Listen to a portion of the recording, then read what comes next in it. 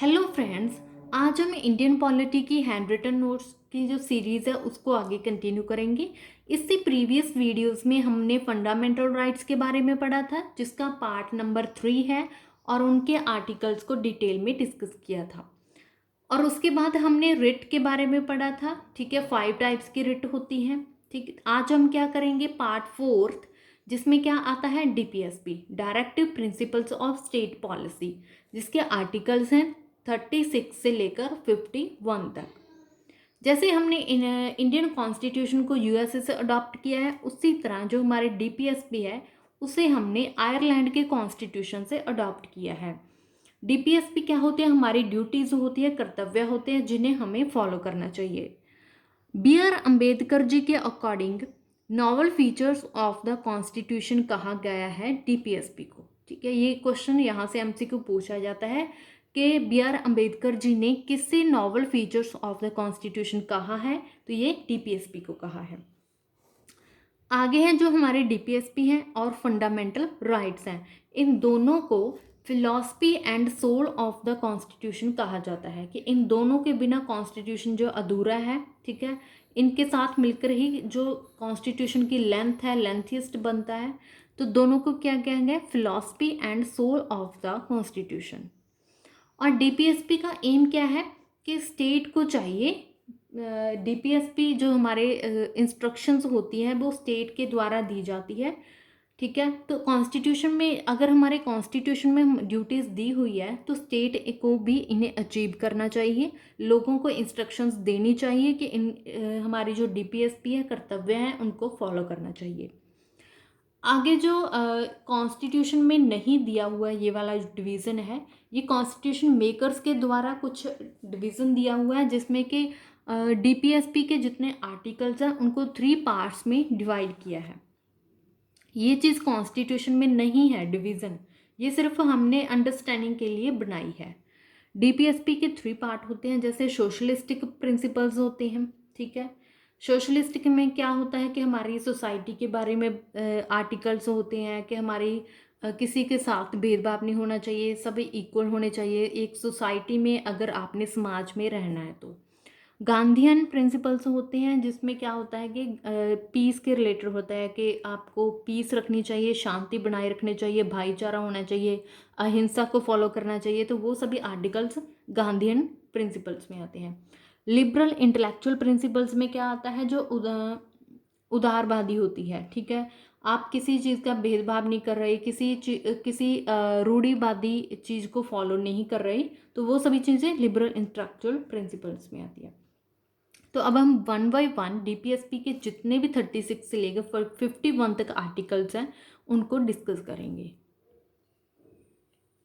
Article number 36 and 37 में ज़्यादा important कुछ नहीं है, उसमें सिर्फ डीपीएसपी के रिलेटेड इनकी डेफिनेशन और बेसिक दिया हुआ है। ठीक है, तो स्टार्ट करते हैं आर्टिकल नंबर 38 से, जो एग्ज़ाम में पूछा जाता है हम उसी रिलेटेड करेंगे, क्योंकि बाकी का आपको फ़ायदा नहीं है कुछ करने का। तो आर्टिकल नंबर 38 क्या कहता है, सोशल ऑर्डर एंड वेलफेयर, कि सोशल ऑर्डर होना चाहिए, वेलफेयर होना चाहिए। इसका मतलब क्या है कि समाज में, सोसाइटी में ऐसे ऑर्डर्स होने चाहिए, ऐसी पॉलिसीज़ होनी चाहिए जो लोगों की वेलफेयर के लिए हो, लोगों की भलाई के लिए काम करे। ठीक है, आर्टिकल नंबर 39, जिसमें आगे 5 आर्टिकल्स को डिवीज़न की है। आर्टिकल नंबर ए क्या कहता है, एडेक्वेट मीन्स ऑफ लाइवलीहुड, कि आपका जो रहन सहन है, लाइवलीहुड है, वो अच्छे से होना चाहिए। ठीक है, आपका जीवन है जो अच्छे से व्यतीत होना चाहिए। बी नंबर क्या कहता है, proper distribution of material sources, कि आपके बीच में जो मटेरियल सोर्सेज होते हैं, ठीक है, वो उनकी जो डिस्ट्रीब्यूशन है वो प्रॉपर होनी चाहिए। ऐसा नहीं है कि जो अमीर हैं उनको ज़्यादा रिसोर्सेज मिल रहे हैं, गरीब को कम मिल रहे हैं। ठीक है, तो ऐसे तो जो अमीर है ज़्यादा अमीर होता चला जाएगा, गरीब गरीब रह जाएगा। तो ये भेदभाव नहीं होना चाहिए, जितने भी मटेरियल रिसोर्सेज हैं वो अमीर गरीब को बराबर में मिलने चाहिए। सी नंबर आर्टिकल कहता है prevention of concentration of wealth, ये क्या है कि पैसा है। ठीक है, जितना भी अमीर गरीब में पैसे के रिलेटेड, वेल्थ के रिलेटेड किसी भी तरह का भेदभाव नहीं होना चाहिए, उनको इक्वली अपॉर्चुनिटीज मिलनी चाहिए। डी नंबर कहता है equal pay for equal work. इसका मतलब है कि अगर आप मेल फीमेल में देखो कि किसी को अगर फीमेल है उनको कम काम दिया जाता है, ठीक है, उनकी सैलरी भी कम होती है मेल के इक्वल, और मेल की सैलरी ज़्यादा होती है। मोस्टली ये चीज़ को पहले फॉलो किया जाता है, लेकिन हमारे कॉन्स्टिट्यूशन में कहा गया है कि इक्वल पे होनी चाहिए और इक्वल ही वर्क होना चाहिए। मेल फीमेल में किसी चीज़ का ये डिस्क्रिमिनेशन नहीं होना चाहिए। आर्टिकल नंबर ई कहता है हेल्थ ऑफ वर्कर्स, के वर्कर्स की हेल्थ का भी ध्यान रखना चाहिए। अगर कोई ऐसी फैक्ट्री है यहाँ पे गैस का काम है, जहाँ कोई सफोकेशन का काम है, तो वहाँ पे प्रॉपर फैंस वगैरह होने चाहिए। मीन्स के लोगों के, अगर वर्कर कोई काम कर रहा है तो उनकी हेल्थ को ध्यान में रखते हुए वहाँ पे पूरी फैसिलिटीज़ होनी चाहिए। आगे है आर्टिकल नंबर 40, जिसमें क्या कहा गया है, ऑर्गेनाइज ब्लेज पंचायत। ये आर्टिकल है जो गांधीयन से रिलेटेड है, ठीक है, गांधीयन के प्रिंसिपल से, सिद्धांत से रिलेटेड है, क्योंकि गांधी जी भी कहते थे कि ब्लेज पंचायत होनी चाहिए, ठीक है, एक सेल्फ गवर्नमेंट होनी चाहिए जहाँ पे आप ब्लेज लेवल पे, एक गांव के लेवल पे अपनी पंचायत बना सको। तो ये आर्टिकल नंबर 40 है। आर्टिकल नंबर 41 कहता है अनएम्प्लॉयमेंट, ओल्ड एज, सिकनेस, के राइट टू वर्क एजुकेशन। इसमें क्या है कि राइट टू वर्क, काम करने का अधिकार है, एंड एजुकेशन का अधिकार है। किसे है, जो अनएम्प्लॉयमेंट है, बेरोजगार है उन्हें, ओल्ड एज के जो पर्सन हैं, और सिकनेस जो बीमार हैं, इन सभी को काम करने का और एजुकेशन का अधिकार होना चाहिए। आर्टिकल नंबर 42 कहता है ह्यूमेन कंडीशंस ऑफ वर्क, कि अगर आप कहीं पे वर्क काम कर रहे हो तो वहाँ पे जो कंडीशंस है वो आपकी अच्छी होनी चाहिए, ठीक है। अगर गर्मी है तो उससे रिलेटेड आपका पूरा प्रॉपर फैंस वगैरह की भी फैसिलिटीज़ हो, अगर सर्दी है तो हीटर वगैरह की। अगर आप ऐसी फैक्ट्रीज़ में काम कर रहे हो जहाँ पे केमिकल्स से रिलेटेड हो, जहाँ गैस के रिलेटेड हो कुछ, तो वहाँ पे जहाँ आग के रिलेटेड कुछ फटने की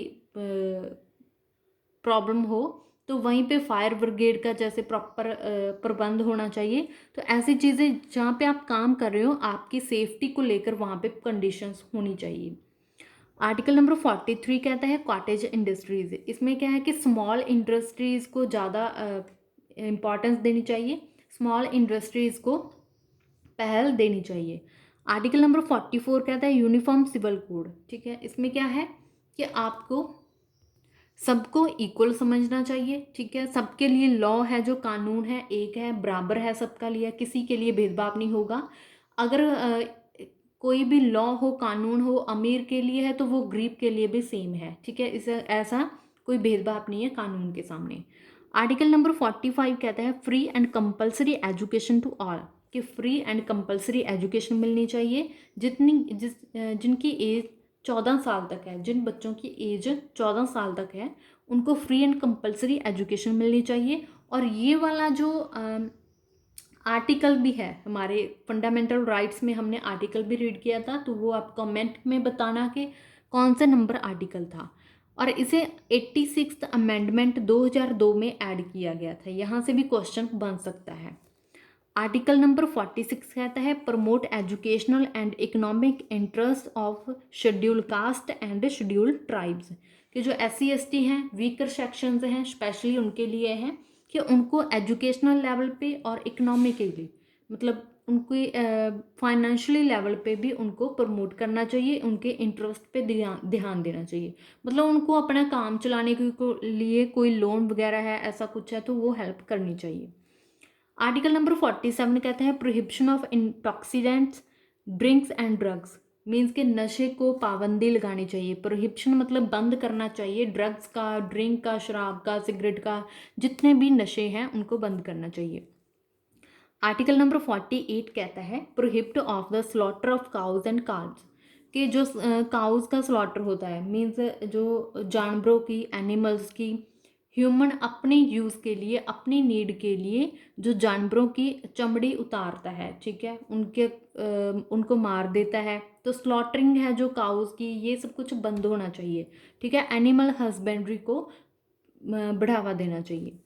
आर्टिकल नंबर 49 कहता है protect all monuments of historical interest, के जितने भी हमारे हिस्टोरिकल मॉन्यूमेंट्स हैं, जैसे आगरा में है ताजमहल है, जहाँ दिल्ली में जितने भी ओल्ड जो बिल्डिंग्स हैं, ठीक है, मॉन्यूमेंट्स हैं, उनकी जो देखभाल करनी चाहिए। आर्टिकल नंबर 50 कहता है separation of judiciary from the executive, कि जुडिशरी है हमारी न्यायपालिका है वो एग्जीक्यूटिव से हमेशा सेपरेट है, क्योंकि फिर अगर ये सेपरेट होगी तभी जो सबको बराबर का न्याय मिलेगा, ठीक है, सबके लिए बराबर का कानून होगा। तो ये जुडिशरी जो है एग्जीक्यूटिव से सेपरेट है। आर्टिकल नंबर 50 ये इंपॉर्टेंट है, एग्जाम में पूछा जाता है। आर्टिकल नंबर 51 जो कि प्रमोशन ऑफ इंटरनेशनल पीस, कि आपके जितने भी इंटरनेशनल अंतर्राष्ट्रीय देश हैं, कंट्रीज़ हैं, आपके नेबरिंग कंट्रीज़ हैं, उनके साथ आपके रिलेशन अच्छे होने चाहिए, शांतिपूर्वक होने चाहिए, पीस होनी चाहिए, तो भाईचारक होने चाहिए, ठीक है। तो ये आर्टिकल नंबर 51 कहता है। ये जो आज के सभी आर्टिकल्स थे डीपीएसपी के थे, directive principles of state and policies, जिसके हमने सभी के सभी आर्टिकल्स को डिस्कस किया है। और उम्मीद करती हूँ कि आज की वीडियो आपको अच्छी लगी होगी। मेरा कंटेंट है, अगर आपको अच्छा लगता है तो आप इससे देखकर भी नोट्स बना सकते हैं। और प्लीज़ अगर अच्छा लगा तो वीडियो को like, share and subscribe my YouTube channel. Thank you.